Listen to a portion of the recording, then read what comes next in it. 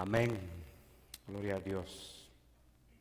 Sean bienvenidos, hermanos. Pueden sentarse un momentito ya. Vamos a volver a pararnos.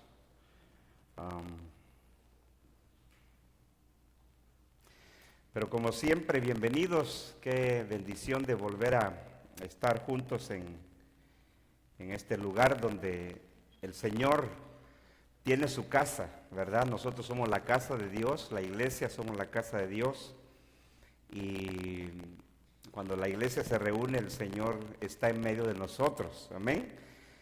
Independientemente, como siempre hemos recalcado aquí, independientemente de lo que sintamos o no sintamos, aquí no es por lo que sentimos, no es por nuestras emociones, es por la fe que caminamos. Dice que no andamos por fe, por vista, dice Pablo, caminamos por la fe, y eso es lo que la fe nos hace reconocer que Dios está con nosotros, en medio de nosotros. Eso dice la carta a los Hebreos, que sin fe es imposible agradar al Señor.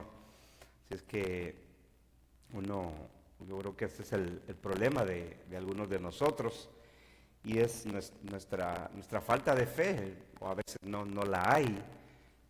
La fe en el Señor es que Él nos ha salvado, nos ha rescatado, y eso es, aunque sea nuestra fe muy pequeña, esa fe genuina, verdadera, nos hace saber que Él está en medio de nosotros. Amén.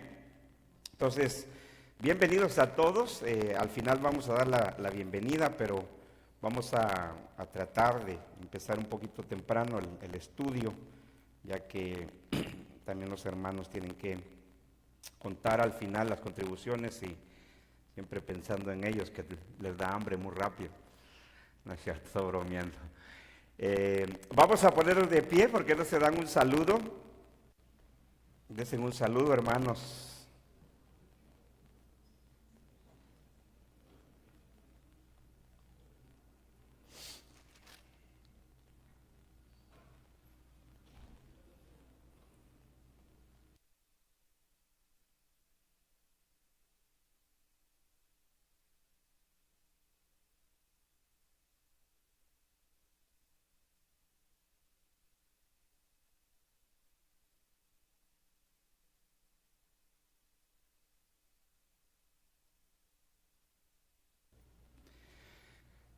Siempre damos también la bienvenida a todas las personas que en este momento, en el transcurso de la semana, puedan sintonizar este mensaje a través del internet. Bienvenidos a donde quiera que usted pueda escucharnos, vernos.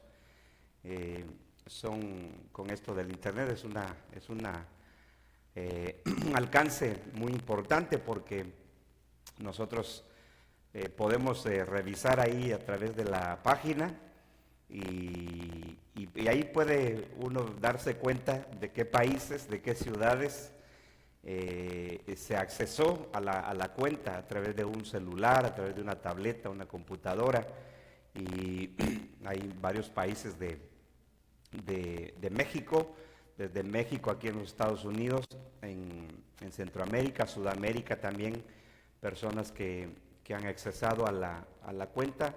Así de que estamos agradecidos con el Señor por eso, y que Él siga glorificándose. Bien, versículo Mateo 24, capítulo 24 de Mateo. Estamos en el versículo 29. Esta es la segunda parte de este versículo 29, ya que no pudimos cubrir todo en nuestro estudio anterior, y es muy importante lo que todavía nos falta. Aunque creo que si usted estuvo en el estudio pasado, usted pudo comprender, entender el versículo 29, y lo leemos una vez más. Mateo 24, verso 29 dice: e inmediatamente después de la tribulación de aquellos días, el sol se oscurecerá, y la luna no dará su resplandor, y las estrellas caerán del cielo, y las potencias de los cielos serán conmovidas. Hasta ahí leemos. Pueden sentarse, por favor.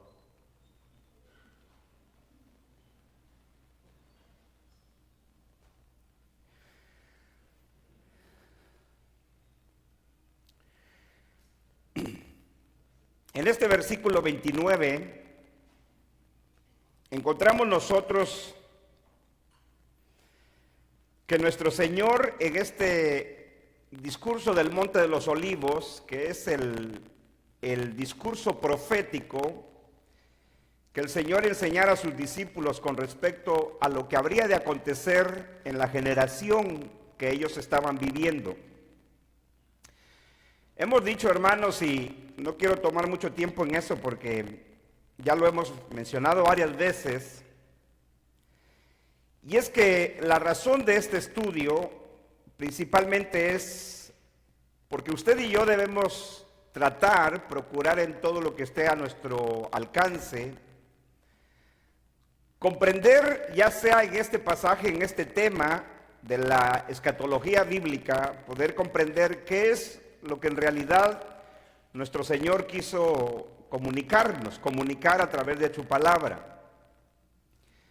Yo creo, hermanos, que ese es el reto, el compromiso que cada uno de nosotros debemos de tener, de tratar de estudiar en todo lo que esté a nuestro alcance, con todos los recursos que tengamos, de poder comprender la palabra de Dios en su realidad, en lo que Dios quiso comunicar y no en lo que los hombres han impuesto en el pasaje bíblico.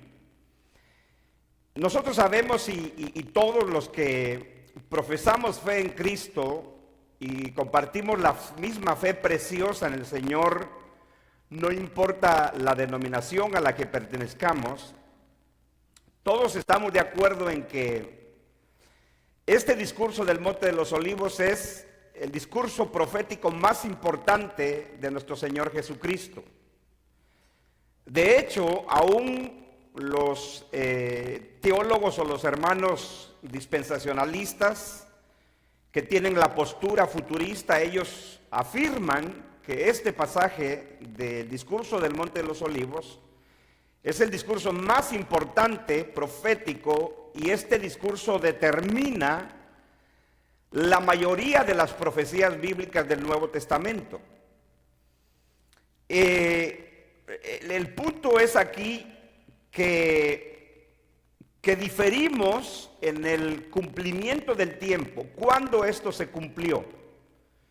¿Es este pasaje, es este discurso, un discurso con propósito doble?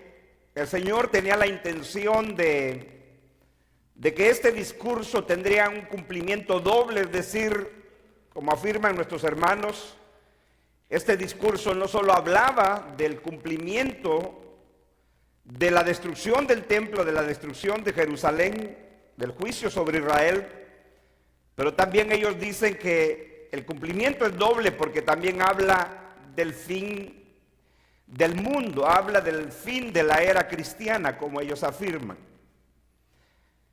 Por lo tanto, ellos dicen que todo lo que aquí se afirma no se ha cumplido porque pertenece al futuro, para el futuro.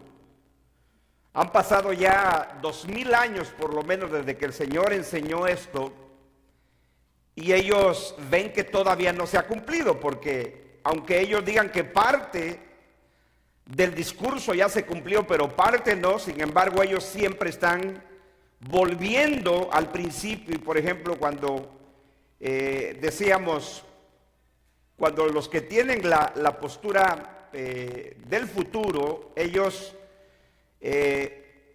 ven, y es muy natural que todos cuando vemos todas estas catástrofes, todos estos eventos naturales, como por ejemplo los huracanes, los terremotos, hambres y todo esto, inmediatamente tenemos la tendencia como ellos a decir, bueno, de verdad que estamos en el tiempo del fin, porque cada día se pone más terrible esto. Cuando uno ve, por ejemplo, la destrucción, la desolación que deja un huracán, que arrasa con todo, que es verdaderamente espantoso ver las imágenes y nosotros no estamos presentes físicamente en esos lugares. Entonces uno tiende a pensar y decir, bueno, de verdad que estamos en el tiempo del fin. Pero como digo, ellos siempre están volviendo al principio del discurso, aunque ellos digan, parte ya se cumplió, parte no, pero ellos siempre están volviendo al principio, porque ellos vuelven a decir, bueno, el Señor dijo que habría guerras, rumores de guerras, hambres, terremotos, todo ese tipo de cosas. Por lo tanto, ellos cuando ven todas estas cosas vuelven otra vez al principio. Pero aquí nosotros estamos demostrando bíblicamente, no estamos utilizando ningún otro método, no estamos citando a ningún teólogo famoso de que nosotros estemos diciendo, porque fulano así lo dijo, nosotros así lo creemos, aunque nosotros podemos utilizar una referencia de ciertos hombres de Dios, como también de hombres de Dios que sostienen la postura futurista, solo lo hacemos como referencia, pero aquí nosotros estamos entendiendo la palabra de Dios, es decir, interpretar la Biblia con las mismas escrituras. Y hemos venido cubriendo versículo a versículo de este discurso del Monte de los Olivos y tomamos como base Mateo 24 porque es el discurso, por lo menos la versión de Mateo es la más extensa, a diferencia de la de Marcos y Lucas que son más cortas. Y realmente el discurso del Monte de los Olivos presentado por Mateo es el que pareciera presenta más dificultad para nosotros los que sostenemos la postura preterista. Porque nos encontramos en este versículo 29, donde tenemos nosotros que el Señor dice, e inmediatamente después de la tribulación de aquellos días, ya hemos demostrado que esta tribulación es la gran tribulación a la que el Señor se refirió en el versículo 21. Hemos venido explicando por los tres pasajes paralelos, Mateo, Marcos y Lucas, que el Señor hace una distinción clara entre la tribulación y la gran tribulación. La tribulación es esa persecución que sufrieron los discípulos del Señor, el pueblo del Señor del primer siglo, que el Señor les advirtió a ellos, que antes de que viniera, ocurriera esta gran tribulación que era el juicio de Dios sobre Israel, sobre Jerusalén y la caída del templo y el fin del pacto antiguo, antes de eso se daría la persecución contra los discípulos del Señor. Y si uno lee toda la Biblia, toda la Escritura y no separa los libros del Nuevo Testamento el uno del otro, se dará cuenta que la persecución empezó casi inmediatamente después que el Señor ascendió a los cielos. Y la persecución fue terrible, encarnizada, muerte, cárceles. La mayoría de los discípulos o los apóstoles del Señor murieron martirizados. Muchos de nuestros hermanos del primer siglo, diríamos cientos, murieron como mártires. Porque la persecución, el Señor les dijo, va a empezar antes de todo esto. Eso es lo que nos dice Lucas. Antes de todo esto, ustedes serán perseguidos, encarcelados, serán llevados ante las autoridades. Pero esto les va a dar oportunidad de testificar. Y es ahí donde vimos el cumplimiento de que el Evangelio se predicó en todo el mundo. Ese mensaje de la proclamación del Evangelio a todo el mundo del primer siglo se cumplió conforme a las palabras del Señor que tenemos en el versículo 14.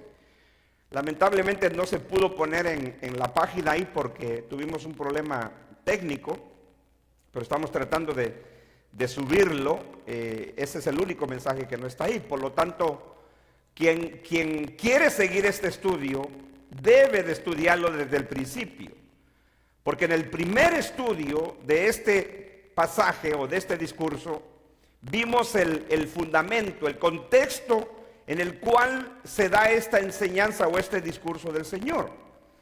Por lo tanto, cuando el Señor habla en este versículo 29 que inmediatamente después de la tribulación de aquellos días, hablando de el juicio sobre Jerusalén, hablando sobre el castigo sobre el pueblo de Israel, dice inmediatamente después de la tribulación de aquellos días, entonces es donde el Señor menciona esta frase: el sol se oscurecerá, la luna no dará su resplandor y las estrellas caerán del cielo y las potencias de los cielos serán conmovidas. Entonces, decíamos en nuestro estudio anterior, en la primera parte de este estudio, que esta fraseología, cuando se ignora el contexto del Antiguo Testamento, cuando se ignora el Antiguo Testamento, no sé si algunos visitan la página, alguien nos hizo un comentario ahí y inmediatamente yo me di cuenta de qué secta es esta persona, y le digo, nada más utilizan los medios para citar cosas fuera de contexto, porque ni tiene que ver con el estudio. Ojalá comentaran sobre el estudio, simplemente citan cosas de ellos. Y alguien dice ahí, lean más las 14 cartas de Pablo y salgan del Antiguo Testamento, nos dijo esta persona. Yo inmediatamente supe que esta persona es de esos pocos locos que quedan de la secta Creciendo en Gracia, que ahorita de tantos grupitos que quedaron y se hicieron, de este líder que ya murió, José Luis de Jesús Miranda, un falso Cristo, esta persona citó eso, porque eso es lo que este líder les enseñó a sus seguidores, que toda la Biblia estaba contaminada, toda la Biblia básicamente no servía, lo único que servían eran las 14 epístolas de Pablo, porque él les enseñó a sus líderes que los apóstoles enseñaron un evangelio diferente al que enseñó Pablo. Entonces ellos se creyeron esa mentira, sus seguidores. Por eso es de que ellos dicen, salgan del Antiguo Testamento y lean más las 14 epístolas de Pablo. Y yo le escribí ahí a esa persona, de todos los comentarios que citó ahí puras tonterías, le dije, nada más lo voy a tomar el tiempo para responderle a uno de sus comentarios. Y le dije, si usted creyera verdaderamente a lo que Pablo enseñó, Pablo le enseñó a Timoteo que leyera las Escrituras, que las escudriñara, porque ellas eran las que le habían llevado al conocimiento de Cristo, y toda la Escritura era inspirada por Dios. Y cuando Pablo le dice eso a Timoteo, a las Escrituras que Pablo se refería cuando le escribe a Timoteo sobre las Sagradas Escrituras, era el Antiguo Testamento.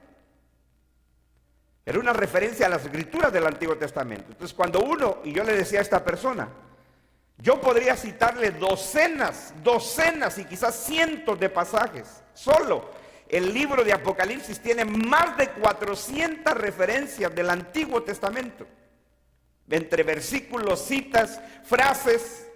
Por eso hemos dicho que el libro de Apocalipsis es el libro del Nuevo Testamento que más tiene citas, referencias, textos bíblicos del Antiguo Testamento. Y todos los escritores del Nuevo Testamento citaron el Antiguo Testamento porque lo conocían, porque ellos eran hebreos y porque Dios los escogió con ese propósito. Y uno de ellos era experto en el conocimiento del Antiguo Testamento, era Pablo, Pedro. Todos los apóstoles que escribieron el Nuevo Testamento eran judíos de nacimiento. Desde niños habían crecido en el conocimiento de las Sagradas Escrituras. Por eso le digo, hermanos, que cuando nosotros leemos un pasaje como esto, inmediatamente tenemos la tendencia a darle nuestra interpretación y decir, bueno, esto no se ha cumplido. Porque como yo citaba a un hermano que aprecio, admiro y que es de nuestros hermanos reformados, en una enseñanza sobre Marcos 3, él decía, el sol no se ha oscurecido, la luna no ha dejado de dar su luz, no han caído las estrellas del cielo, por lo tanto esto no se ha cumplido. Y lo admirante de esto es que yo les decía que nuestro hermano cita Isaías 13, donde leímos la semana pasada, de donde viene esta frase del Señor. Porque el Señor es un es un profeta, el más grande profeta que está delante de nosotros. Y él está utilizando el mismo lenguaje. Si usted se diera cuenta cuántas veces él hace referencia, y lo vamos a ver en versículos que enseguida, cuánta referencia hace el Señor a pasajes del Antiguo Testamento en este discurso. Lo hizo cuando dijo, como lo que se lee en el profeta Daniel, y podríamos ir frase por frase de donde él cita. Entonces lo que el Señor hace aquí es que él está utilizando el lenguaje poético de juicio, y aquí es donde nosotros debemos de darnos cuenta de algo muy importante, que como demostramos en nuestro estudio anterior, esta frase que el Señor dice, el sol se oscurecerá, la luna no dará su resplandor, y las estrellas caerán del cielo, y las potencias de los cielos serán conmovidas. Esas potencias de los cielos, nosotros sabemos, y usted puede, no vamos a ir a eso, porque eso es muy fácil de entenderlo. El término potencia de los cielos, las potencias de los cielos son el sol, la luna y las estrellas. Eso es de donde viene el término potencias. No es como en la década de los 80, aquel famoso predicador del arrebatamiento de la iglesia, que era su énfasis de su predicación de él, nuestro hermano Gigi Ávila, que pasó a la presencia del Señor algunos años atrás, él decía que ese versículo se cumplió cuando los Estados Unidos arrojó en Hiroshima, Japón, la bomba. Dice que ahí las potencias de los cielos fueron sacudidas, y él decía, ahí se cumplió ese versículo. Pero el término potencias son poderes, en el griego es dunamis. Y esa expresión potencias es el título que se le da al Antiguo Testamento cuando se refiere en el libro de Génesis al sol, a la luna y a las estrellas. Por lo tanto, cuando el Señor dice las potencias de los cielos serán conmovidos o sacudidas, está hablando, refiriéndose al sol, la luna y las estrellas que acaba de decir, que el sol se oscurecerá, la luna dará su resplandor y las estrellas caerán del cielo. Como dijimos, esto no es algo literal. Esto se cumplió con el juicio de Jerusalén en el año 70. Las estrellas no cayeron del cielo, el sol no se oscureció, la luna no dejó de dar su luz. Es un lenguaje poético y de juicio que el Señor está utilizando de la misma manera que los profetas del Antiguo Testamento, cuando hablaban sobre el juicio de Dios sobre una nación o sobre un imperio que venía a su final, ese poder. En otras palabras, ese sol que se oscurece, esa luna que no da su resplandor, esas estrellas que caen del cielo, es una referencia a un poder socioeconómico, a una nación, a un imperio que cae, que viene a su final de su poderío. Este es el lenguaje utilizado por nuestro Señor. Pero escuche esto. Es interesante que el Señor dice, inmediatamente después de la tribulación de aquellos días. Porque escuche esto, ponga atención a esto, si no se pierda usted esto que le voy a decir. Pareciera ser, y ese es el problema de la confusión de algunos, dicen, bueno, es aquí donde encontramos el derramamiento de estos juicios cuando el Señor dice que las potencias de los cielos serán sacudidas. No, porque el derramamiento del juicio de Dios sobre Jerusalén ocurrió cuando dice, porque habrá entonces gran tribulación cual no la ha habido desde el principio del mundo hasta ahora ni la habrá. En la versión de Lucas, que él es más, él utiliza un lenguaje más claro para una audiencia gentil. Él dijo, porque estos son días de venganza para que se cumplan todas las cosas que están escritas. Hay de las que estén encintas, de las que estén criando en aquellos días, porque habrá una gran calamidad sobre la tierra e ira para este pueblo. y caerán a filo de espada, y serán llevados cautivos a todas las naciones, y Jerusalén será hollada, pisoteada por los gentiles, por los romanos, hasta que los tiempos de los gentiles se cumplan. Ahí en esas expresiones, en ese relato de Lucas, y en esa expresión de Mateo que dice, porque habrá entonces gran tribulación, cual no la ha habido, ni la habrá desde el principio del mundo, ni hasta ahora.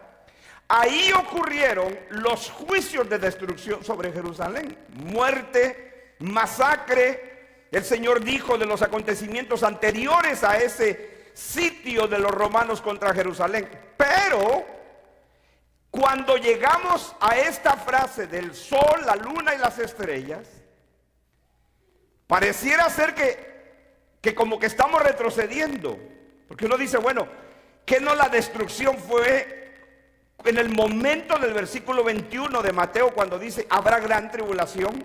O como dice Lucas, porque habrá entonces gran calamidad, esas son las palabras de Lucas, e ira para este pueblo. Sí, ahí es donde ocurrió la destrucción física de la ciudad.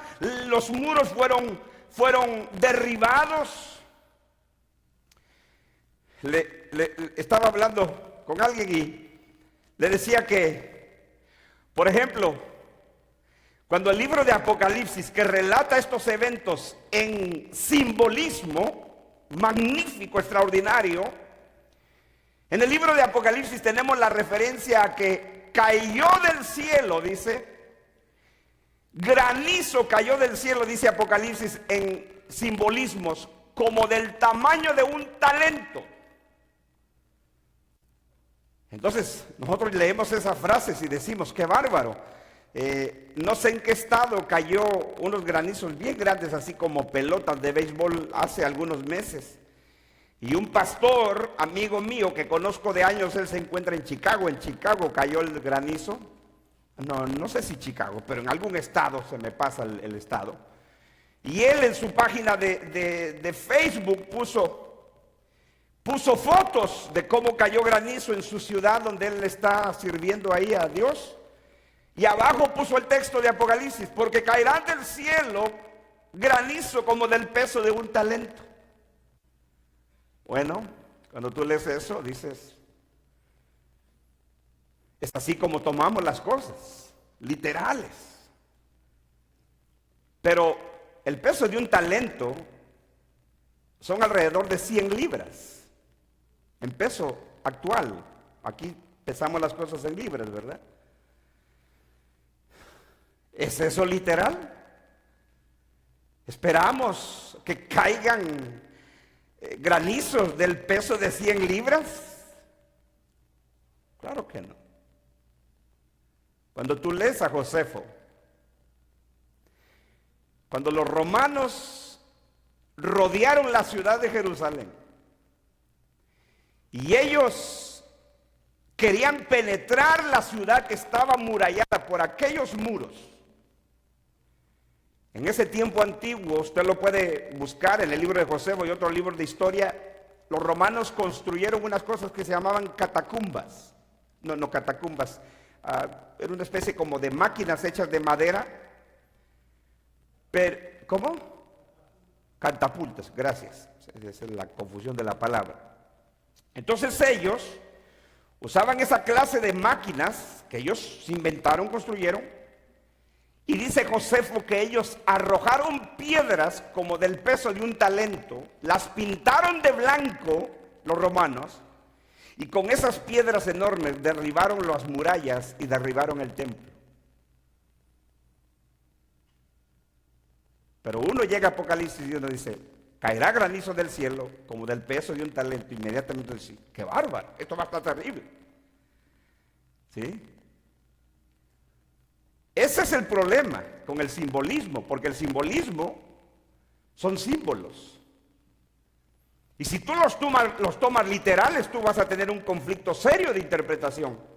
Entonces, eso es lo que pasa cuando el Señor dice, el sol se oscurecerá, la luna no dará su resplandor y las estrellas caerán del cielo, y esas potencias, el sol, la luna y las estrellas, serán sacudidas. Entonces uno dice, bueno, esto no ha ocurrido. No, sí ocurrió y ha ocurrido.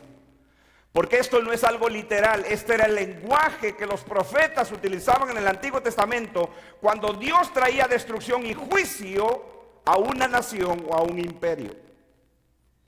Y vimos el ejemplo de Babilonia, el imperio babilónico, ¿correcto?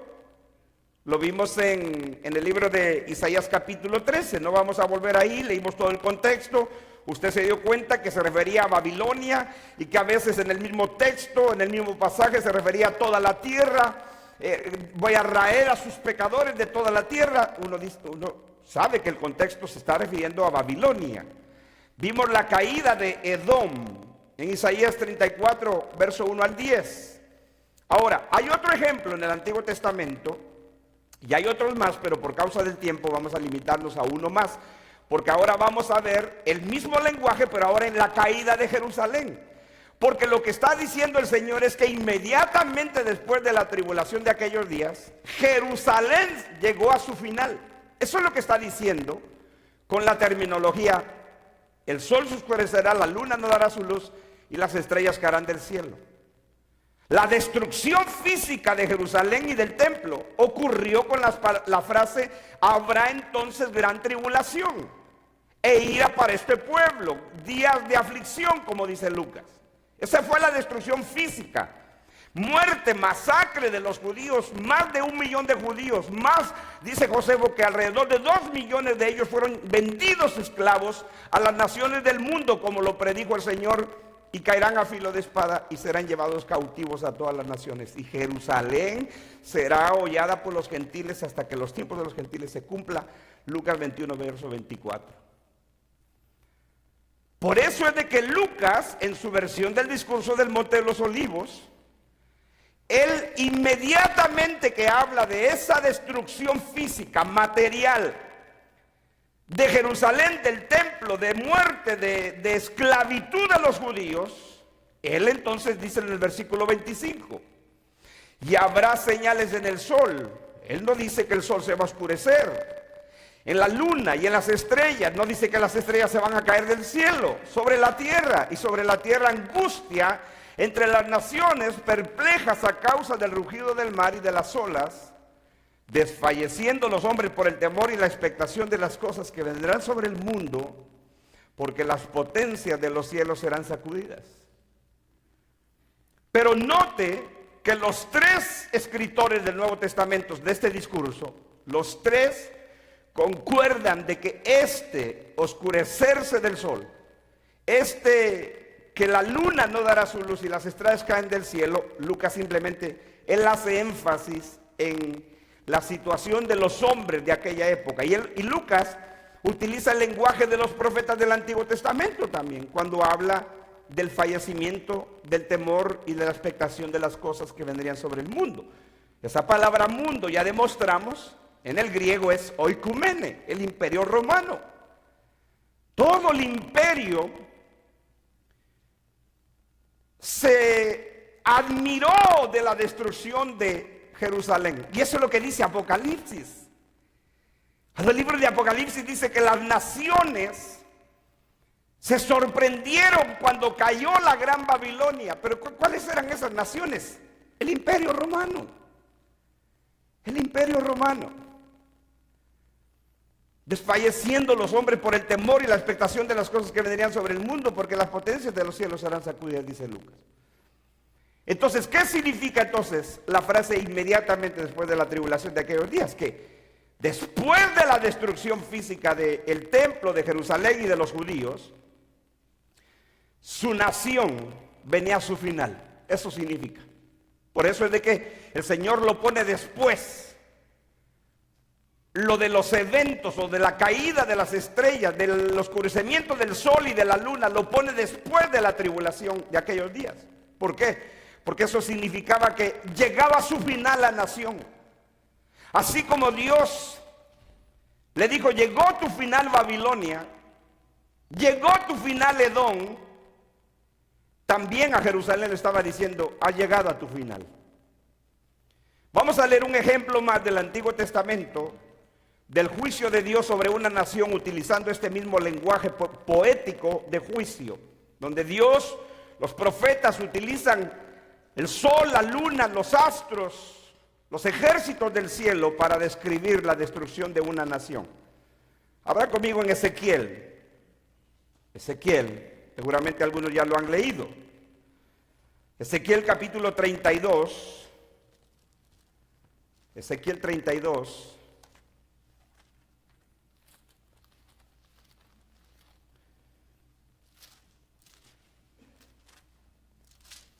Entonces no es un pasaje simplemente esporádico. Y aunque fuera uno solo en el Antiguo Testamento que nos enseña por qué el Señor utilizó ese lenguaje, entonces para nosotros sería suficiente saber que no estaba hablando de algo literal. Literal era la caída de esa nación.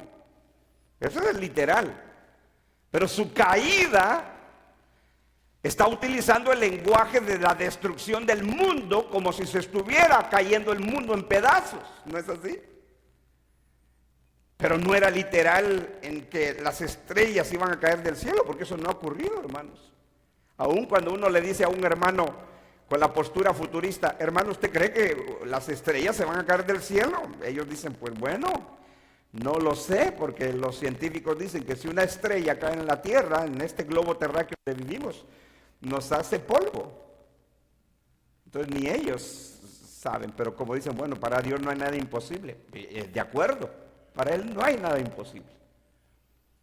Pero lo que es cierto es que cuando Dios habla en el lenguaje de destrucción del universo para referirse a la destrucción o a la caída de una nación, no estaba hablando literalmente. Literal era que esa nación venía a su final, ese imperio venía a su final, como fue para Babilonia, como fue para Edom y en este caso para Egipto, porque Ezequiel nos habla a través de la destrucción y la caída del imperio de Egipto. Ezequiel 32, ¿lo tienen? Ezequiel 32, versículo 1, rapidito lo vamos a leer, dice: aconteció en el año deudécimo, en el mes deudécimo, el día primero del mes, que vino a mí palabra de Jehová diciendo, o sea, el Señor le habla al profeta Ezequiel. El profeta Ezequiel está escribiendo aquí y dice que el Señor le habló, da el mes, da el día, y dice versículo 2, hijo de hombre, levanta endechas. La palabra endecha significa lamentos. Levanta endechas sobre Faraón, rey de Egipto. ¿Sí? Contra Faraón, rey de Egipto. Ahora, usted no debe de ponerse a pensar que este Faraón, rey de Egipto, es el Faraón de los días de José, o es el Faraón de los días de Moisés, cuando Dios llamó a Moisés para libertar a su pueblo de Egipto. No. El título Faraón era el título que se le daba a los reyes de Egipto. Era como Roma. El primer César fue Julio César, porque así era su nombre, pero a partir de Julio César se le empezó a llamar Césares o Kaiser en el griego a los emperadores romanos. Por lo tanto, aquí estamos hablando de un faraón distinto al que vivió en los días de José, a los días de Moisés. Estamos hablando ya de tiempo después. Pero aquí llegó el fin de Egipto, la caída de Egipto, y por eso Dios le dice a Ezequiel, escribe y dile al rey Faraón de Egipto. Entonces, ¿a quién se va a referir? A Egipto. Dice, al leoncillo de naciones eres semejante y eres como el dragón en los mares. Dese cuenta el lenguaje. Es un lenguaje poético.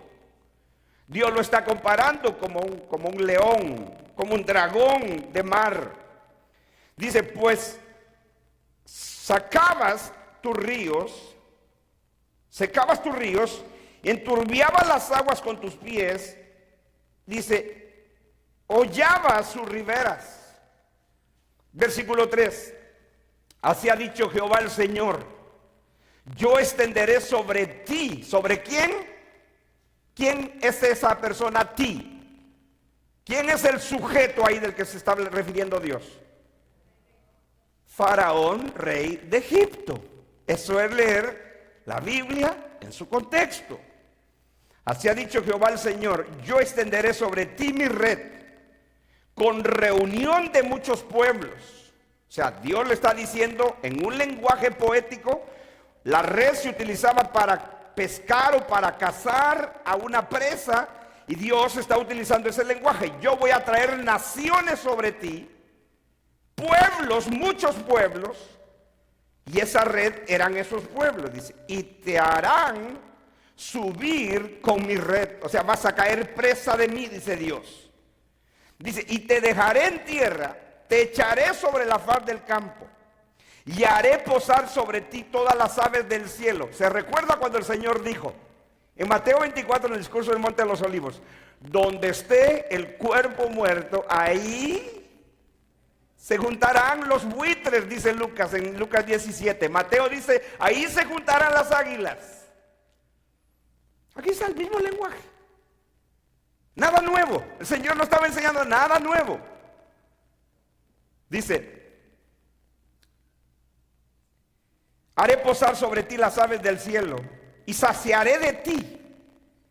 Pero cuando se refiere de ti, no solo está hablando de Faraón, está hablando de su pueblo.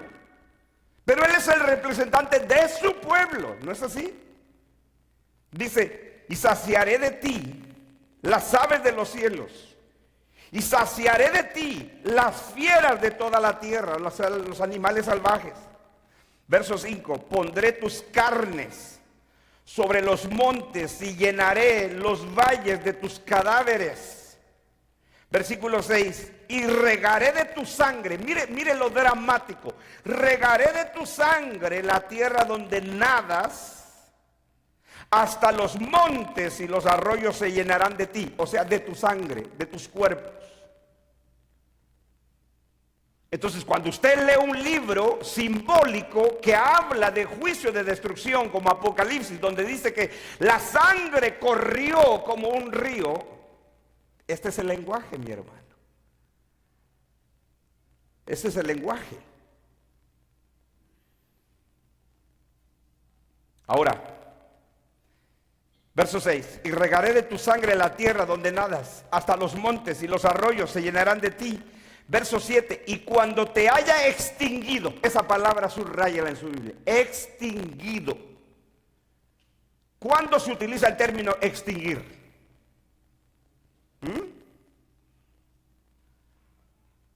Por ejemplo, si usted prende una vela y esa vela se le terminó la mecha, se le terminó la cera que produce la luz, ¿qué palabra utilizamos? Se extinguió, se consumió. Eso es lo que Dios está diciendo a Egipto, a Faraón y a su pueblo.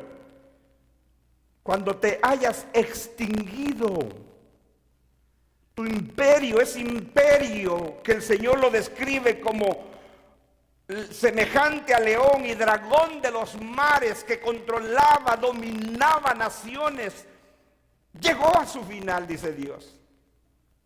Y cuando te haya extinguido, ¿qué dice Dios? Cubriré los cielos, dice. Escuche esto. Cubriré los cielos y haré entenebrecer sus estrellas. Y el sol cubriré con nublado, y la luna no hará resplandor su luz. ¿Qué le parece? Mismo lenguaje. Sobre la caída de Egipto. Mismo lenguaje. Sobre la caída de Babilonia en Isaías 13. Mismo lenguaje. Sobre la caída de Edom en Isaías 34. El mismo lenguaje. Fíjese que la destrucción física está cuando Dios dice: yo voy a dar a tus carnes a las aves del cielo y a las bestias del campo. Esa es la destrucción física. Pero la caída de la nación, como nación en sí, como un poder político, económico del mundo, llegaba a su final. Y por eso Dios utiliza el término: cuando te hayas extinguido, cuando te hayas consumido, le dice. Cubriré los cielos, dice Dios, y haré entenebrecer sus estrellas. Entenebrecer significa oscurecer. Algo oscuro, terriblemente oscuro.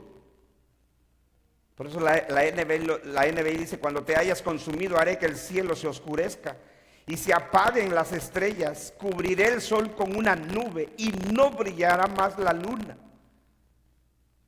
Mismo lenguaje.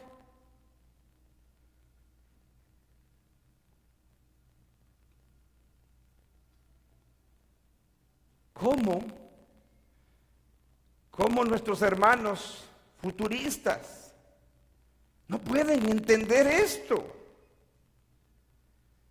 Que cuando el Señor utilizó el lenguaje profético, poético de juicio del Antiguo Testamento, Él no estaba hablando de algo nuevo, diferente, que nunca habían escuchado. Claro, nosotros no lo habíamos escuchado y por eso lo malinterpretamos.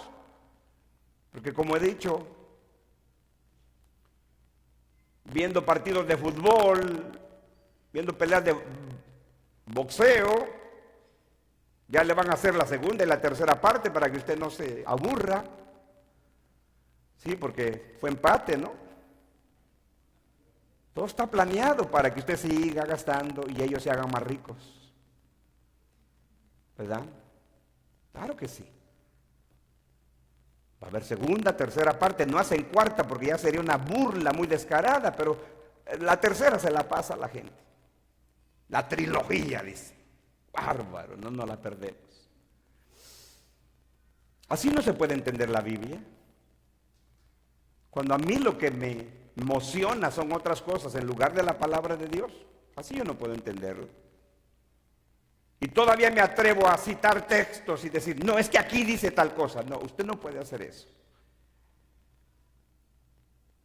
Dios le está diciendo a Egipto, yo voy a cubrir los cielos y haré entenebrecer sus estrellas y el sol cubriré con nublado, o sea, el mismo lenguaje, el sol se oscurecerá. Eso es lo que hace las nubes, eso es lo que hace cuando se pone nublado, empieza a oscurecer poco a poco. Y la luna no hará resplandecer su luz. Lo mismo. Usted tiene una Biblia, le ponen una letrita ahí de referencia, lo lleva a diferentes textos del Antiguo y del Nuevo Testamento, usted va, los lee, mismo lenguaje, pero usted dice no. Esto no se ha cumplido, o esto, usted como muchos hermanos futuristas leen esto y dice, bueno, este pasaje se refiere al discurso del Monte de los Olivos. Claro que no, es el mismo lenguaje de juicio, pero para una nación o un imperio diferente. Entonces no está refiriendo a lo mismo. Es el mismo lenguaje poético que se está utilizando para describir la destrucción de una nación, de un imperio, pero aquí está hablando de Egipto. Como en Isaías 3 está hablando de Babilonia, como en Isaías 34 está hablando del juicio sobre Edom. Y en Mateo 24, en Lucas 21 y en Marcos 3 está hablando del juicio, la destrucción y la caída de una nación de Jerusalén, de Israel. Pero es el mismo lenguaje. Pero el error que muchos cometen es, leen las mismas palabras, dicen, este pasaje no se ha cumplido de Ezequiel 34, porque eso los lleva a Mateo 24 y dicen, no se ha cumplido. Claro que se cumplió, porque está hablando de una nación diferente, en tiempo diferente, hasta el año, el mes y el día fue cuando Dios le dio esta profecía a Ezequiel para Faraón.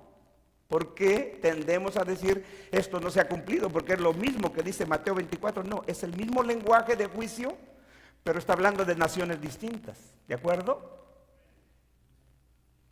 Muy sencillo, hermanos. Y como le digo, a mí me daría tristeza como su pastor, si es que soy, si no quiere tampoco, no hay problema, que usted hable un día con alguien y salga el tema y que usted no sepa explicarlo. Muy triste sería eso. Que usted no tenga, cuando aquí vamos versículo a versículo. Es una exposición bíblica del texto, del pasaje. Aquí no agarramos un texto, aquí nos brincamos a otro y hacemos una revoltura, una fritanga, una ensalada de textos bíblicos y dice, ah, está hermano, cómasela. No, todos los ingredientes están ahí. Todo. El texto con el texto, no el texto con sus pretextos. Y si usted nunca toma notas, yo me admiro de ustedes que nunca toman una nota. Digo, estos hermanos son muy inteligentes, todo se les queda en su mente. Nunca tienen necesidad de tomar una nota. Maravilloso. ¿Qué comen, hermano? ¿Qué fruta les da esa habilidad de grabarse todo en la mente? Wow, me admiran. Los medios lentos de mente somos los que tomamos nota, ¿verdad, hermanos? Bueno. Pero aquí estamos, ante Egipto. Llegó su caída. Versículo 8 dice, haré entenebrecer todos los astros brillantes del cielo por ti, y pondré tinieblas sobre tu tierra, dice Jehová el Señor. Versículo 9, seguimos leyendo, dice, entristeceré el corazón de muchos pueblos. O sea, fíjese, naciones de otras regiones se lamentarían por la caída de Egipto, dice Dios. Yo voy a entristecer a muchos pueblos, el corazón de muchos pueblos, cuando lleve al cautiverio a los tuyos entre las naciones por las tierras que no conociste. En otras palabras, Dios le está diciendo a Egipto, cuando llegue tu destrucción y llegue tu caída, tus ciudadanos van a irse esclavos a otras naciones. Lo mismo que Dios le dijo a Jerusalén, a Israel. Lucas dice, y caerán a filo de espada y seré llevados cautivos a todas las naciones. Porque eso es lo que ocurría cuando una nación caía, cuando un imperio caía.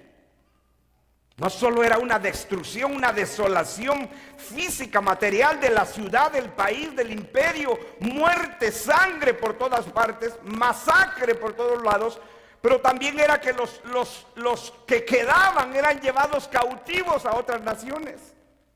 Se llevaban niños, hombres, mujeres. Eso fue lo que pasó con Israel, con los judíos, cuando Babilonia sitia a los judíos en el Antiguo Testamento. Y ahí es donde tenemos el libro de Daniel. Cuando usted lee el libro de Daniel y que fue llevado Daniel y sus amigos hebreos delante del rey Nabucodonosor y los tomó para su imperio a Daniel y a sus amigos y les quiso dar, les cambió el nombre, les puso nombres paganos, pero luego les quiere dar la comida y la bebida del imperio y ellos dicen, no, no queremos. ¿Y qué pide Daniel? Haz la prueba con tus siervos por 10 días y luego compara nuestros rostros. Si tú los ves demacrados, entonces comeremos tu comida. 10 días. Usted llega al libro de Apocalipsis y Dios le dice a una de las iglesias, tú vas a ser probada por 10 días. ¿De dónde cree que Juan toma esa frase 10 días? De Daniel. ¿Ve qué bonita es la palabra de Dios? No es nada inventado, no hay nada nuevo debajo del sol, dice Salomón. La palabra con la palabra, la Biblia con la Biblia se interpreta sola.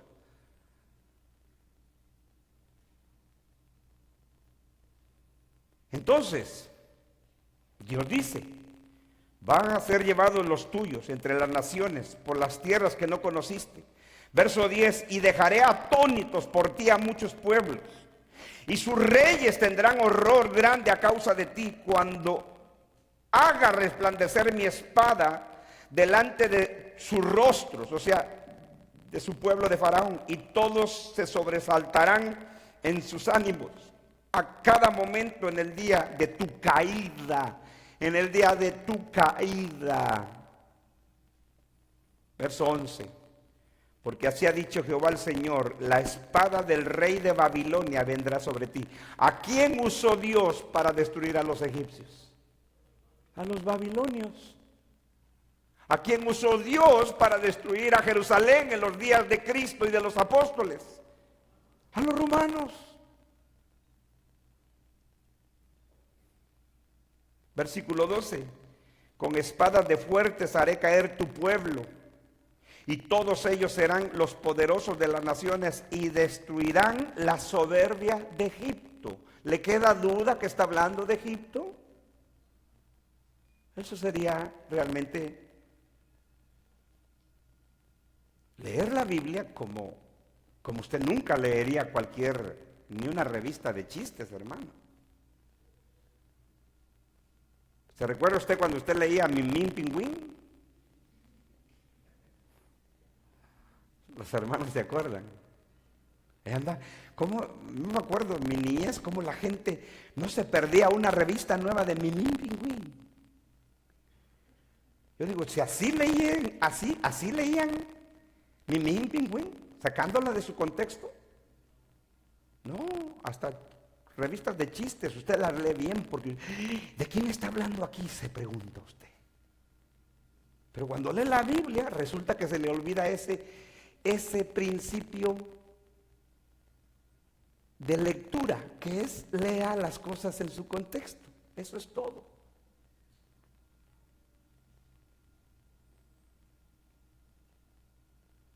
Y destruirán la soberbia de Egipto, y toda su multitud será deshecha. Versículo 12. ¿Sí? Entonces, ese es el lenguaje poético, de destrucción, de caída, de extinción. Pero Dios, a través de los profetas, utilizaba el lenguaje de como si se estuviera destruyendo el mundo entero, el sol, la luna, las estrellas. No, una nación, un imperio llegaba a su final.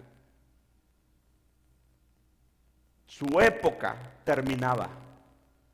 Y esto es muy interesante, y escuche bien eso. Porque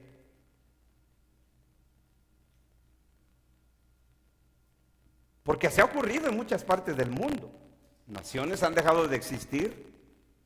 Y por eso yo ponía ese ejemplo, porque muchas banderas de los países del mundo tienen estrella, una estrella o varias estrellas. A veces es el sol, a veces es la luna en su bandera. Porque eso, por generaciones, así es como los pueblos se han distinguido por su grandeza, quieren demostrarla.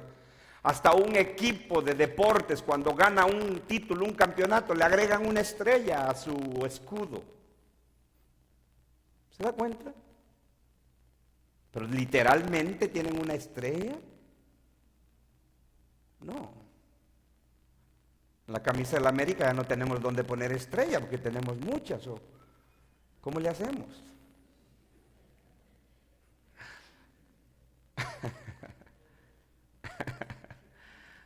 Hago enojar a los antiamericanistas. Que me vale un cacahuate la América, por si le queda duda. Me vale un cacahuate, un pepino. Dicen mis hijos que yo no soy verdadero fan, y no lo soy. No lo soy porque no me interesa.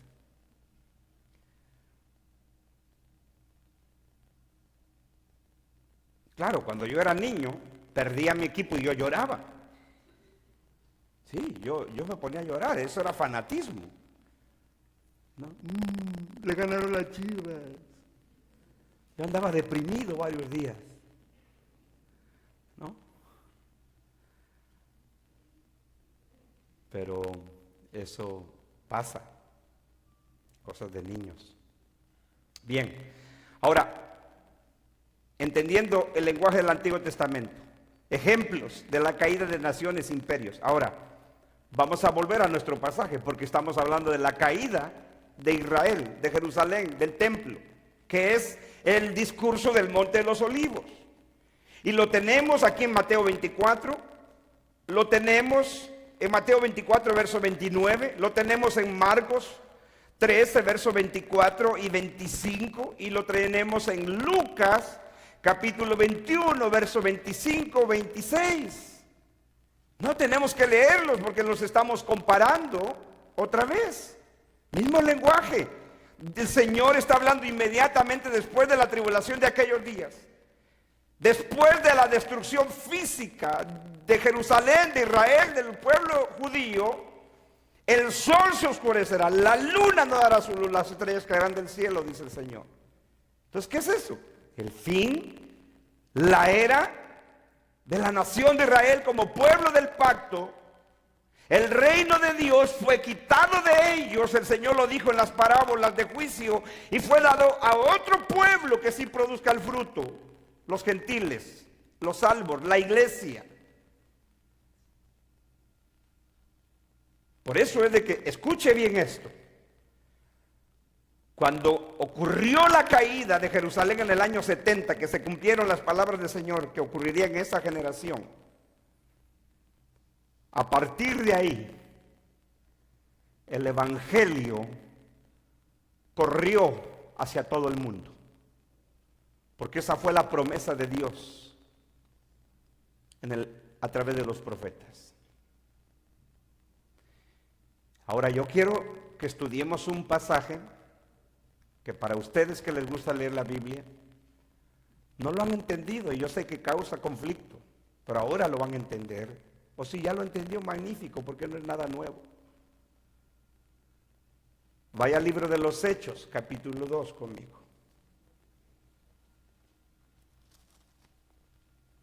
Hechos 2.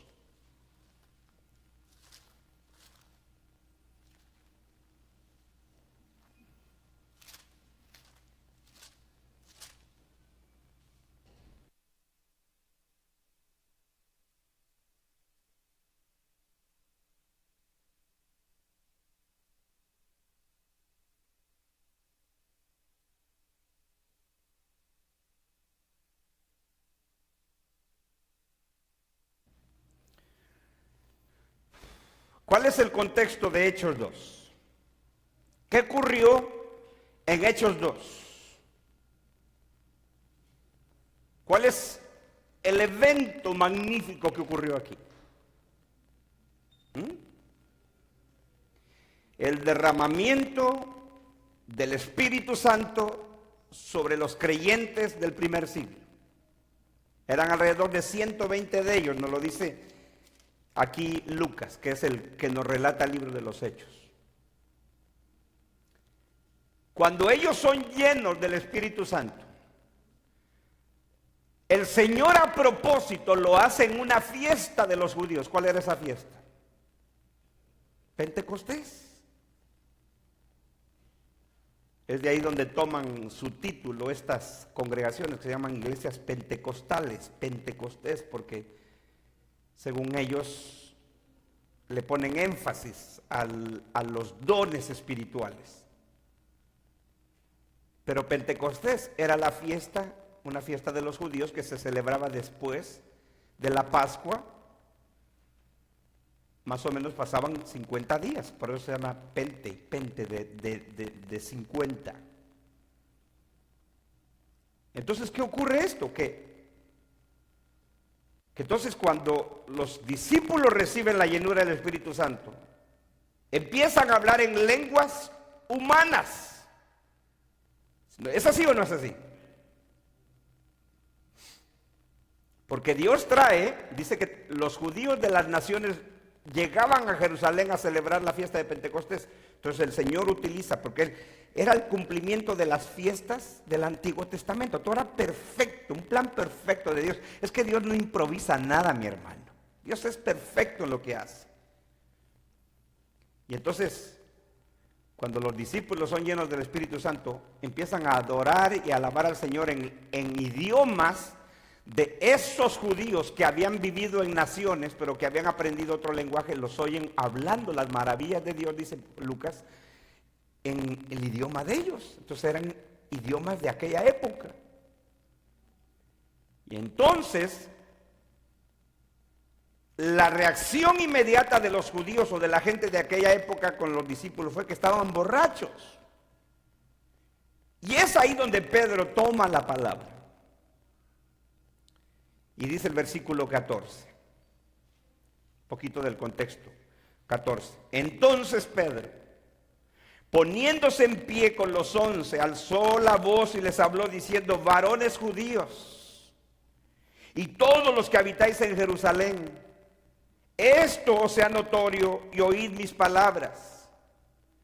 Porque estos, o sea, hablando de los discípulos, porque estos no están ebrios o borrachos, como vosotros suponéis, puesto que es la hora tercera del día.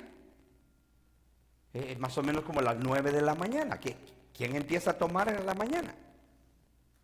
Versículo 16. Entonces ahora Pedro, ¿qué hace Pedro? Aquí va para esos loquitos que dicen, salgan del Antiguo Testamento. Pues ni Pedro, ni Pablo, mucho menos Pablo salió del Antiguo Testamento. Entonces Pedro, cuando les dice, estos no están borrachos, sino que es la hora novena del día, o las 9 de la mañana. Entonces Pedro ahora va y dice, mas esto, por favor ponga atención, usted que quiere entender la palabra de Dios, mas esto, o sea, ¿esto qué? ¿Esto qué? Lo que estaba pasando. ¿Y qué estaba pasando?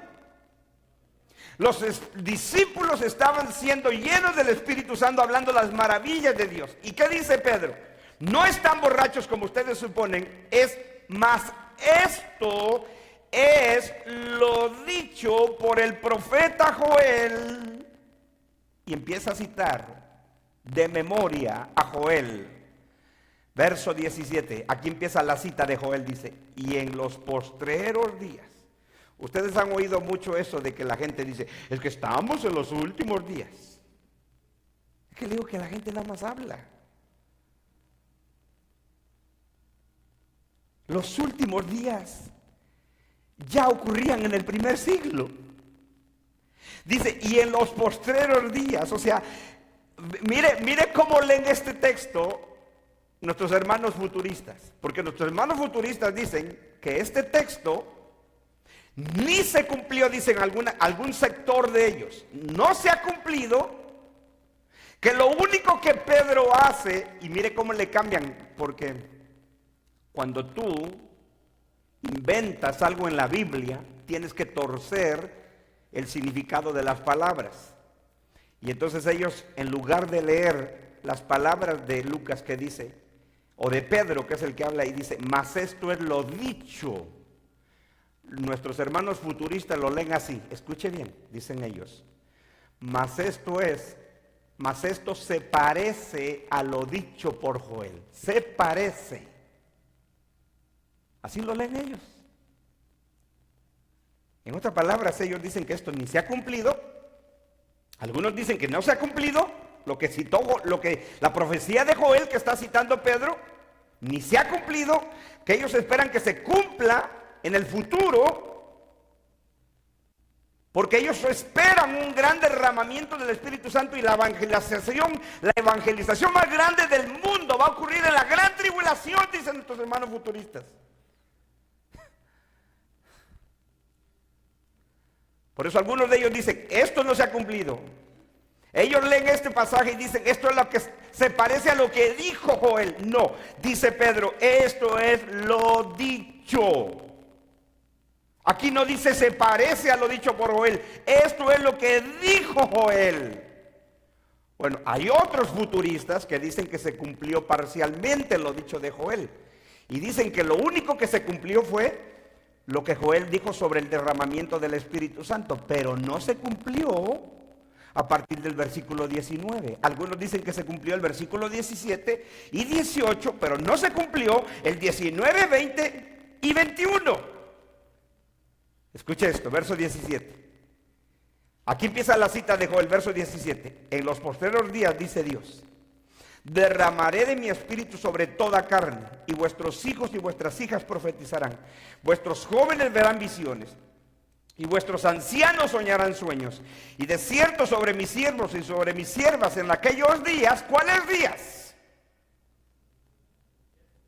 Exactamente, eso es lo que estaba ocurriendo, ahí se estaba cumpliendo. Por eso es de que Pedro dice, no están ebrios, esto es lo que profetizó Joel, esto es lo dicho por Joel.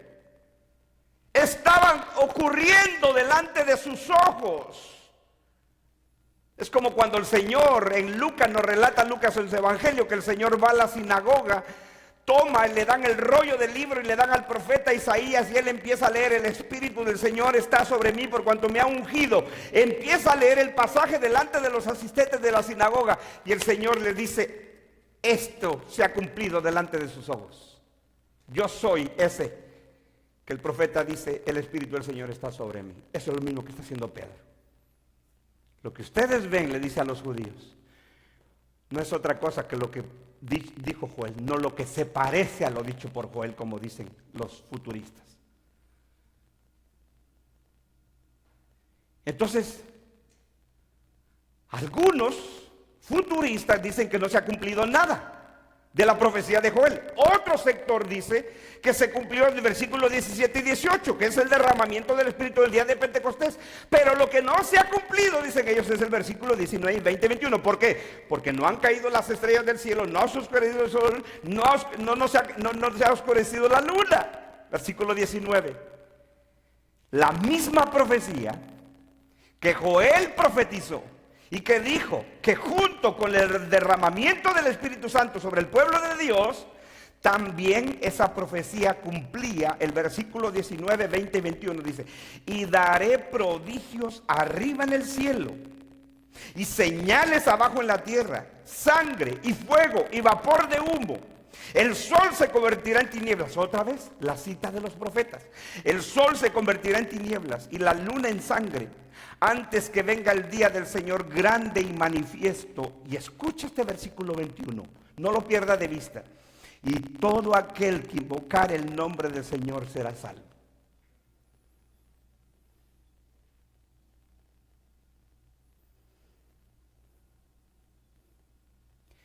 Entonces la profecía dicha por Joel, según Pedro, no según los futuristas, que se parecía a la profecía de Joel, es que esta profecía se cumplió con el derramamiento del Espíritu, que implicaba la llenura del Espíritu sobre los creyentes, pero también incluía la profecía juicio. Y este juicio vino alrededor de 30 y pico de años después, con la destrucción de Jerusalén. Esta es una referencia al juicio sobre Jerusalén. No es algo que tenemos que esperar en el futuro. Pedro dijo que se cumplió. Esto fue lo dicho. Y es por eso que el versículo 21 hay una promesa de salvación para todo aquel que invoque el nombre del Señor. Ese será salvo. ¿Qué es lo que estamos diciendo? Que cuando vino la destrucción de Jerusalén y del templo, y la destrucción del antiguo pacto y del pueblo del pacto, la salvación se extendió a todos los hombres. De ahí, en cualquier parte del mundo, todo aquel que invoca el nombre del Señor es salvo. Y ya llevamos de 2000 años donde el evangelio está siendo predicado en todo el mundo, y no tenemos que esperar la más grande evangelización en una su futura gran tribulación que enseñan nuestros hermanos futuristas. Porque Pedro dice que eso se cumplió en el primer siglo. Esto es lo dicho. Dos partes. Una es derramamiento del Espíritu Santo y la otra es juicio. Las dos cosas vienen juntas. Las dos cosas.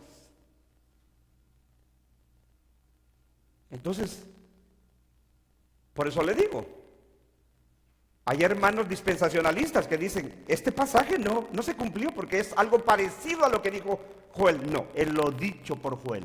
Y aún la construcción gramatical del texto, y aún en el griego, eso es lo que dice. Por eso todas las Biblias, la mayoría de las Biblias, así lo traducen. No hay cambio en la traducción del texto en las diferentes versiones. La Biblia de las Américas, que es una de las mejores en español, con la Reina Valera, déjeme le leo el mismo pasaje. Dice,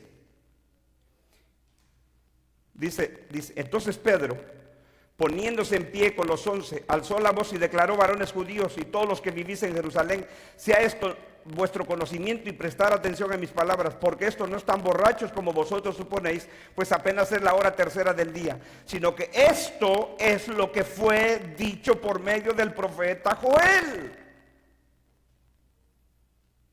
Esto fue lo dicho, no es lo que se parece a lo que dijo Joel. Esto es parecido a lo que dijo Joel. No, esto es lo dicho. Y un argumento de nuestros hermanos futuristas es de que no aparece la palabra cumplimiento. No tiene que aparecer el término cumplimiento. No se necesita en todas las escrituras, en el Nuevo Testamento, donde los escritores del Nuevo Testamento dicen que se cumplió algo o fue lo dicho por el profeta fulano, no siempre aparece el término cumplimiento. No tiene que decir cumplimiento, es simplemente esto fue lo dicho por el profeta Joel. Pedro está diciendo que la profecía de Joel se está cumpliendo delante de los ojos de los judíos. Lo que están viendo de los discípulos es el derramamiento del Espíritu. Ellos no están borrachos, esto es lo dicho por Joel. Pero junto con ese cumplimiento del derramamiento del Espíritu está el juicio también. Porque ocurrió en el mismo siglo, en la misma época. Por eso dice: y daré prodigios arriba en el cielo. Usted no tiene que estar levantando al cielo y decir: está por cumplirse Joel 2. No, ya se cumplió. Porque está hablando en lenguaje poético. Joel utilizó el mismo lenguaje poético, porque Joel, escuche bien esto, Joel, la razón que yo no quise leerle en Joel en el Antiguo Testamento es porque esperaba que llegáramos a este pasaje. Pero si usted y yo volvemos a Joel, Joel entonces profetizó sobre el derramamiento del Espíritu Santo que iba a ocurrir cientos de años después. Y Joel profetizó sobre la caída de Jerusalén. Claro. Joel está profetizando sobre la caída de Jerusalén. Por eso es de que cuando leemos el discurso del Monte de los Olivos, Lucas dice: para que se cumpliera todo lo que estaba escrito. Y en el Antiguo Testamento ya estaba escrito la caída de Jerusalén por segunda vez. Porque recuerde, y el templo ya había caído una vez, ¿correcto? Pues cuando uno lee el Antiguo Testamento hay que distinguir cuándo se refiere a la caída del primer templo y cuándo se refiere a la caída del segundo templo. Porque si no vamos a cometer errores terribles de anacronismo. ¿Saben lo que es un anacronismo? ¿Qué es anacronismo? Eso uno lo aprende en la escuela, no tiene que ir a una escuela bíblica. ¿Qué es anacronismo? Cronos. ¿Qué es cronos? Tiempo. El anacronismo se da cuando tú ubicas una época o una persona o a un evento en un tiempo diferente que no le corresponde. Ese es un anacronismo. ¿Sí?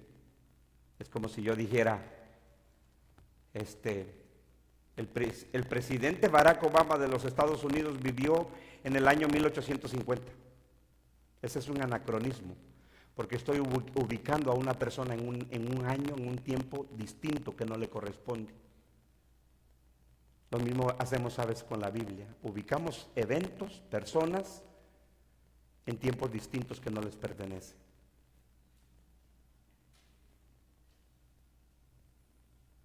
Entonces el juicio y la salvación venían juntos, porque eso es lo que el Señor enseñó por las parábolas de juicio. El reino de Dios fue quitado a los invitados. A los que eran invitados no quisieron: vayan, traigan a los mancos, a los ciegos, a los de las calles y háganlos entrar a la fiesta de la boda de mi hijo. A los labradores malvados que mataron a mis siervos y mataron a mi hijo, yo los voy a destruir a esos malvados, pero les voy a dar la viña a otros que sí produzcan el fruto, la iglesia del nuevo pacto. ¿Por qué? Porque el juicio de Jerusalén trajo salvación para todo el mundo, para todas las naciones del mundo. Por eso es que dice el texto, y todo aquel, después de ese juicio, y todo aquel que invocar el nombre del Señor será salvo. ¿Sí? Será salvo. Eso es lo que el Evangelio está haciendo en todo el mundo.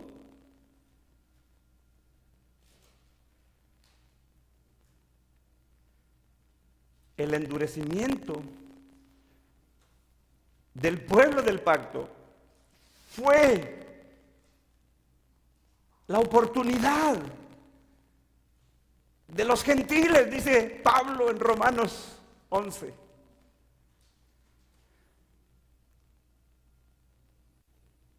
¿Sí?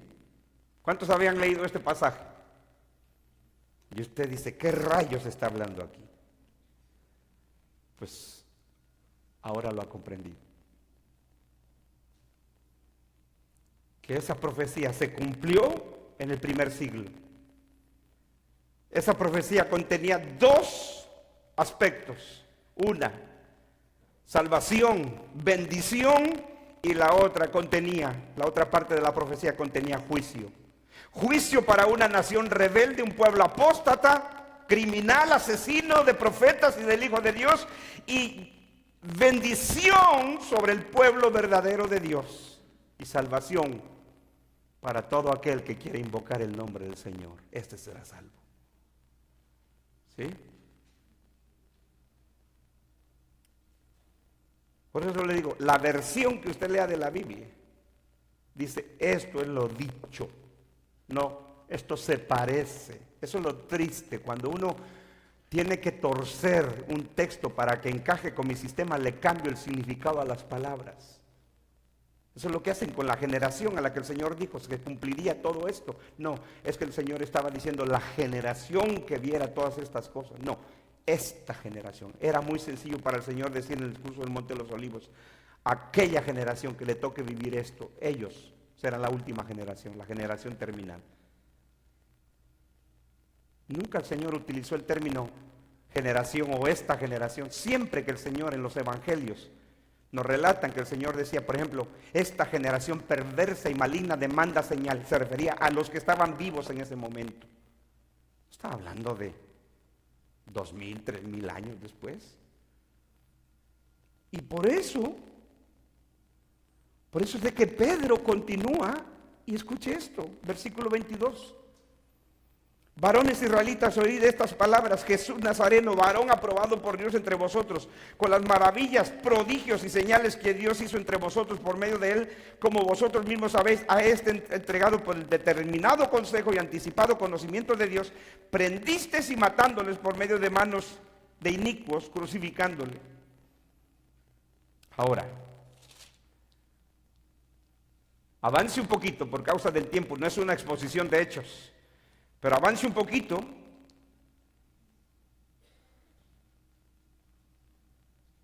en el versículo 36. Es el mismo discurso de Pedro. Esto es lo que llamamos el discurso de Pentecostés de Pedro, del apóstol Pedro. ¿Lo tiene? Ahí es donde les dice. Al oír esto, versículo 37, ¿cuántas veces hemos leído este pasaje? Pero ahora usted lo va a comprender mejor. Al oír esto se compungieron de corazón y dijeron a Pedro y a los otros apóstoles: varones hermanos, ¿qué haremos? Esto es lo que se están arrepintiendo y están creyendo en el evangelio, en el discurso de Pedro, en el día de Pentecostés, en el cumplimiento de la profecía de Joel. ¿Qué haremos? Dicen ellos. Las palabras a lo que llamamos a los hombres, ¿no? Pedro les dijo: arrepentíos y bautícense cada uno de vosotros en el nombre de Jesucristo para perdón de los pecados y recibiréis el don del Espíritu Santo. Versículo 39, porque para vosotros es la promesa y para vuestros hijos. Eso es lo que decía Joel, vuestros hijos, vuestras jóvenes. Esa era la promesa, y por eso Pedro les dice: para vuestros hijos, para vuestras hijas. Dice: porque para vuestros hijos y para todos los que están lejos, para cuantos el Señor nuestro Dios llamare. Versículo 40, note esto. Y con otras muchas palabras testificaba y les exhortaba diciendo: sed salvos de esta perversa generación.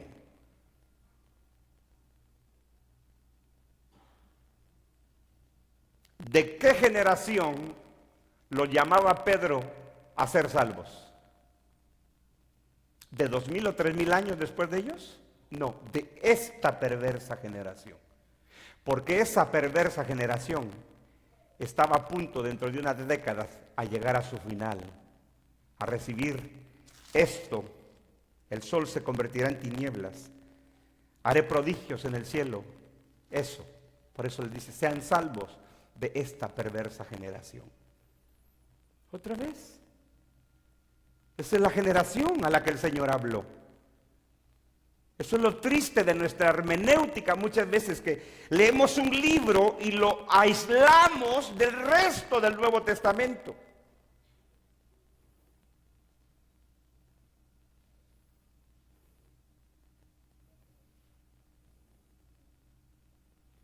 Ahora bien,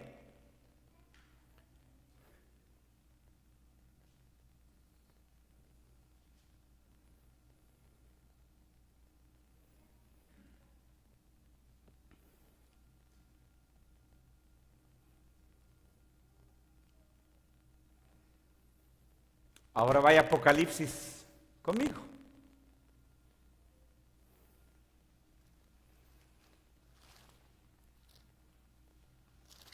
Es solamente, son citas que citamos de Apocalipsis, porque estamos viéndolo ahí, como dice un predicador, a vuelo de pájaro. Pero usted ya se va ubicando de qué se trata. Por eso en Apocalipsis volvemos a tener aquí, en la versión de Juan, del discurso del Monte de los Olivos, porque eso es lo que es Apocalipsis, el discurso del Monte de los Olivos, en simbolismo y en dramatizaciones extraordinarias en todo un libro que Dios usó por medio de Juan. Lo mismo. Apocalipsis 6, si usted ha leído el contexto, el capítulo 6 de Apocalipsis habla de los ¿qué? De los 7 sellos, ¿verdad que sí? Bueno, pues en tiempos antiguos nosotros cantábamos un canto que decía que el Señor, ¿cómo decía el canto aquel? Él es digno de abrir los sellos y cantábamos ese canto, pero ese canto pensábamos que estaba hablando de nosotros.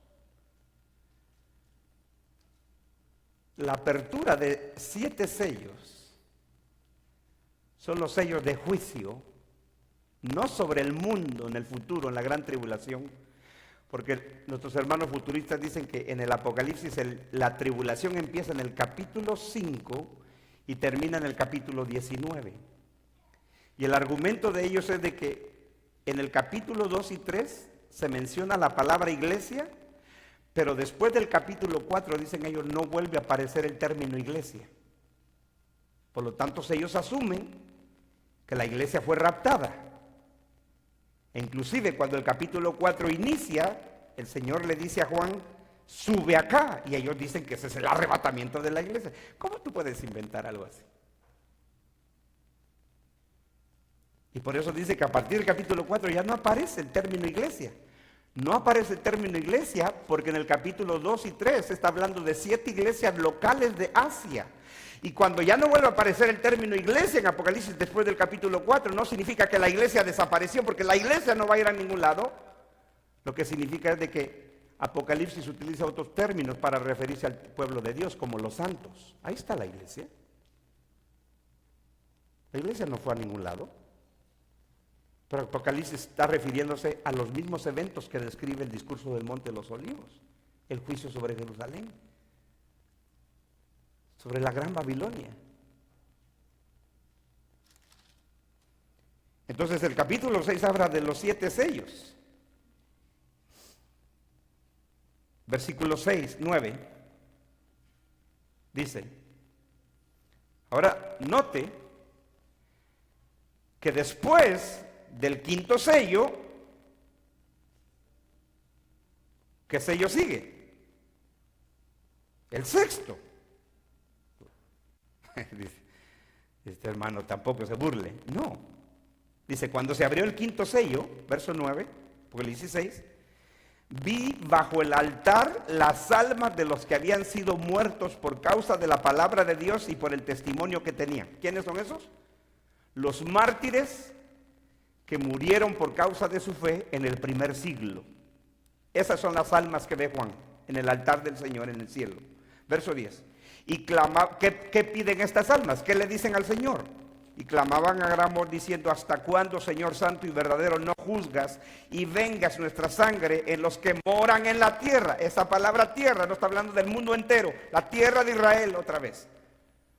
Verso 11. Y se les dieron vestiduras blancas y se les dijo que descansase todavía un poco de tiempo hasta que se completara el número de sus consiervos y sus hermanos que habían de ser muertos como ellos. O sea, los que serían mártires también.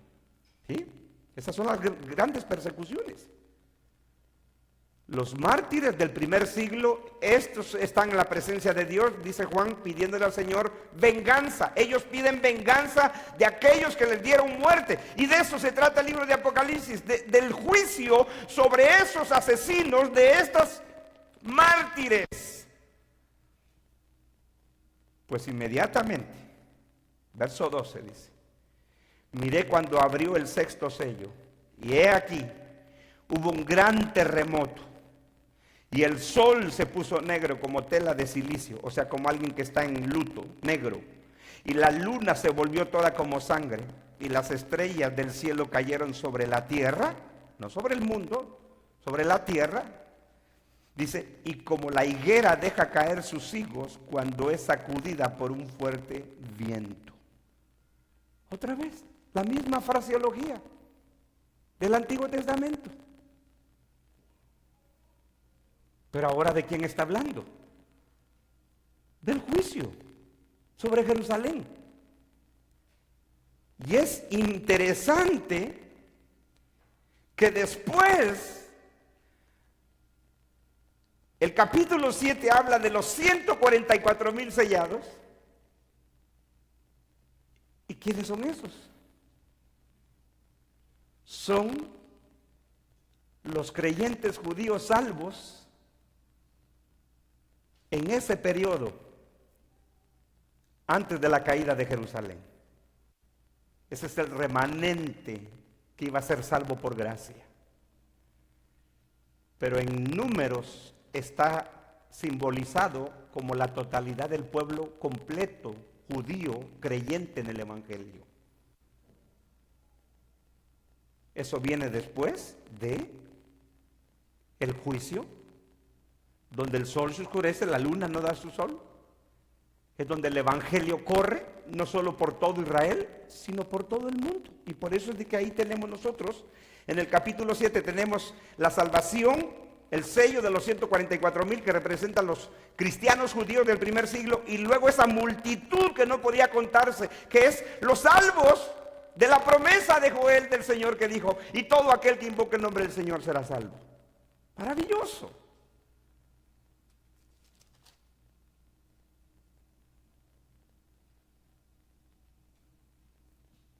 Por eso le digo, cuando tú entiendes la palabra de Dios, causa un gozo maravilloso, porque se distinguen, ¿cómo se dice? Se extinguen las dudas de tantas cosas que uno no entendía. ¿Y por qué esto aquí? ¿Por qué esto ahí? No encaja aquí. Claro que no encaja, porque es un sistema impuesto en el texto. Entonces, cuando aquí habla del sexto sello, es lo mismo del discurso del Monte de los Olivos, pero para la caída de Jerusalén, que nos relata Mateo 24, versículo 29, Marcos 13, versos 24 y 25, y Lucas 21, 25 y 26. Lo mismo. Es la misma fraseología que está utilizando Juan como profeta que era. Ahora él es apóstol, porque las escrituras se distinguen por los profetas y los apóstoles, ¿verdad? Los profetas, siempre en el Nuevo Testamento que se refiere a los profetas, se refiere a los profetas del Antiguo Testamento. Entonces, cuando se refiere a los apóstoles, habla de los apóstoles del Señor Jesucristo. Por eso Pablo, cuando enseña el fundamento de la iglesia en Efesios, dice que la iglesia está fundada sobre el fundamento ¿de qué? De apóstoles y profetas, siendo Jesucristo la piedra principal del ángulo. Entonces de ahí no hay nada que agregar. Y ya no hay nada que revelar, no hay nada nuevo. Todo lo que tenemos es que estudiar bien la Biblia. Por eso le digo, hay gente que dice que yo tengo revelación. Yo no tengo ninguna revelación. A mí no me han revelado nada. Yo solo quiero estudiar la Biblia bien. Eso es todo lo que yo quiero hacer. Yo no soy un iluminado.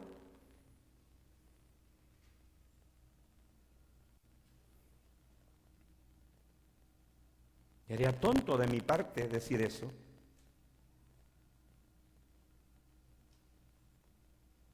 Bien, entonces, finalicemos.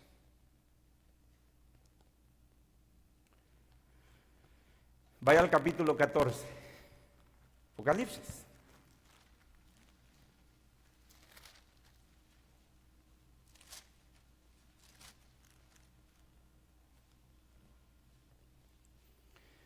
Otra vez, en este capítulo 14, vuelve a hablar Juan sobre los 144,000 del capítulo 7. Así que es muy fácil recordarlo. En el 7 tenemos a los 144,000, en Apocalipsis 14, la doble de 7 y 7, 14, otra vez los 144, son los mismos. Y después vamos a ver qué significa que estos 144,000 son vírgenes porque nunca se contaminaron con mujer. Usted no tiene que entender eso literalmente. Por eso algunos se vuelven locos y dicen, estos son, pero qué bárbaro, nunca se halló mentira en sus bocas. ¿De veras? Entonces eso negaría el hecho de que la Biblia dice que todos hemos pecado.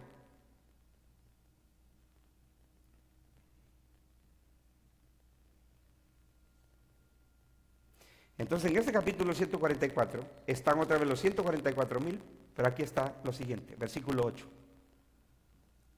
8.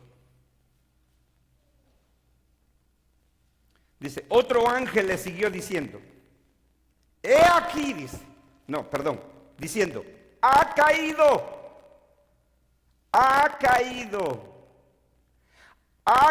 lo vuelve a repetir, Babilonia, la gran ciudad. Ese es uno de los títulos que se le daba a Jerusalén en el Antiguo Testamento y ese es el título que se le da a Jerusalén en el Nuevo Testamento. ¿De dónde sacamos de que la gran ciudad era el Vaticano? Son cuentos, inventos de los hombres. Y el ángel dice, ha caído Babilonia, la gran ciudad, porque ha hecho beber a todas las naciones del vino del furor de su fornicación. Por eso la compara con una ramera que se prostituye con sus amantes. ¿No es así como Dios le hablaba a Israel y a Jerusalén en el Antiguo Testamento? ¿No es la misma terminología? Cuando cometía adulterio, no físico, sino espiritual con ídolos. ¿No es la misma fraseología? Eso es lo que está haciendo Juan. Ha caído Babilonia, la gran ciudad, porque ha hecho beber a todas las naciones el vino del furor de su fornicación. Ahora váyase al capítulo 18. Esto es rapidito, no estamos exponiendo así, de que usted no espere una explicación completa. Ni yo entiendo todo el Apocalipsis, es de que 18. Entiendo los fundamentos, no entiendo los detallitos al 100%, pero eso no es lo relevante. 18, verso 2, otra vez. Después de esto vi a otro ángel descender del cielo con gran poder y la tierra fue alumbrada con su gloria. Verso 2. Dice, y clamó con gran voz potente diciendo, ha caído la gran Babilonia y se ha hecho habitación de demonios y guarida de todo espíritu inmundo y albergue de toda ave inmunda y aborrecible. Eso es lo que dice Josefo en sus relatos.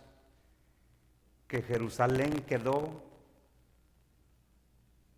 desolada, pero en imágenes Juan dice: ha caído Babilonia y se ha hecho habitación de demonios y guarida de todo espíritu inmundo y albergue de toda ave inmunda y aborrecible. Así es como lo describe Juan en el Apocalipsis, la caída de Jerusalén. Vaya al versículo 21. Dice: y un ángel poderoso tomó una piedra, como una gran piedra de molino, y la arrojó en el mar, diciendo: con el mismo ímpetu será derribada. O sea, así como cae esa piedra de molino en el mar, dice, con el mismo ímpetu será derribada Babilonia, la gran ciudad, y nunca más será hallada.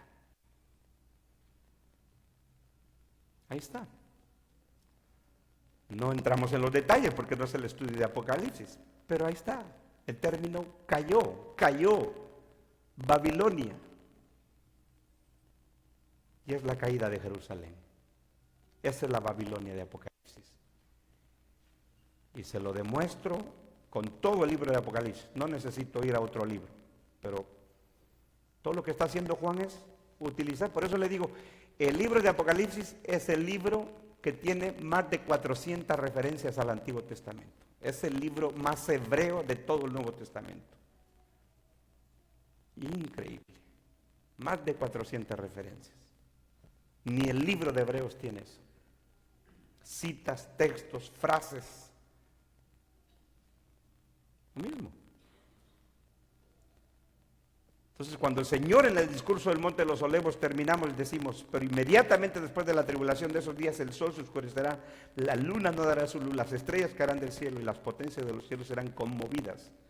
Está hablando de la caída de Jerusalén. Se acabó. Su luz se extinguió, como el pueblo del pacto, el pueblo que lideraba al mundo en el conocimiento de Dios. Ya no es Israel. Ahora, ¿quién es? ¿A quién se le ha dado dar a conocer la verdad al mundo? ¿A quién? A la iglesia. Porque la iglesia es columna y baluarte de la verdad. Nadie más tiene la verdad más que la iglesia. Y a nosotros se nos dio. Porque el pueblo que lo tenía se le quitó. Y se nos dio a nosotros. ¿Sí? Se extinguió Babilonia, se extinguió Edom, se extinguió Egipto, se extinguió Israel como el pueblo del pacto. Y cayó. Eso es lo que dice Apocalipsis. Ha caído. La gran ciudad, la Babilonia. Eso es lo que está describiendo Apocalipsis, el discurso del Monte de los Olivos, solo que de una manera más extensa, dramática, simbólica, larga, porque son detalles y detalles y detalles. Aquí es más breve. Pero el discurso más largo profético de nuestro Señor está en el discurso del Monte de los Olivos, después del libro de Apocalipsis. Pero el libro de Apocalipsis es la revelación de que Jesucristo le dio, que Dios le dio a Jesucristo para ser revelado a sus siervos. O sea, a lo mejor estudiamos Apocalipsis. Vamos a ver. Pero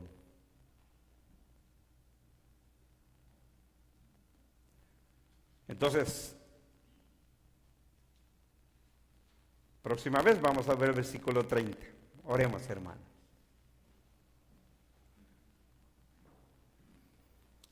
Señor y Padre nuestro, te damos gracias en esta tarde. Oh Señor amado, porque ¿qué somos nosotros? No somos mejores que otros. Somos simplemente inútiles. Siervos inútiles somos. cuando hayáis hecho lo que se les mandó hacer, dijiste tú en aquella parábola, digan, siervos inútiles somos, porque por lo menos cumplimos con nuestro deber. Y eso es lo que tratamos de hacer. Solo entender tu palabra.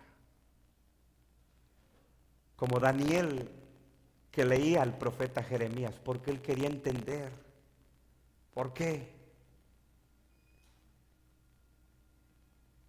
Así también nosotros queremos hacer lo que tú dijiste, el que lee, que entienda. Ayúdanos, oh Señor. Te lo suplicamos en el nombre de nuestro Señor Jesucristo. Solo alumbra nuestro entendimiento. Eso es lo que Pablo oraba por los creyentes del primer siglo. Yo oro para que vuestro entendimiento sea alumbrado. Es lo que necesitamos, Señor. Para que nuestra fe esté fundada en tu palabra y no en las fantasías de los hombres. A ti sea la gloria para siempre. Amén y amén. Amén. Bien. Vamos a recoger las contribuciones, hermanos. Ahí están nuestros hermanos de pie.